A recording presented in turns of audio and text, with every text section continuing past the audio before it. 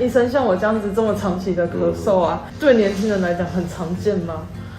其实还蛮常见的。这个刚好有迹可循的就是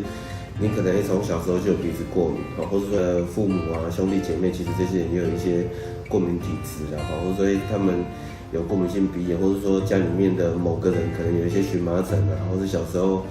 就有异位性皮肤炎这些问题，那这些都是像你们这种年轻人其实引起慢性咳嗽的原因。那第二个就是胃食道逆流那比如说你常常打嗝，或是觉得有胃酸上来，这个其实都是造成慢性咳嗽的常见的原因。那当然还有一种就是所谓的气喘，那气喘一般我们民间讲叫做支气管过敏。那这种咳嗽比较特殊，它通常会在半夜接近快天亮的时候咳嗽，或者说早上起床的时候就开始咳嗽，跑步运动运动一段时间以后就开始咳嗽。那如果说你的咳嗽都是特别集中在这些特殊时段的话，那就要注意是不是气喘。那另外有一些民众会有一个迷思，就觉得说，其实我不会喘那我应该不是气喘。但事实上没有说一定要觉得喘才是气喘。那其实气喘最早期其实就是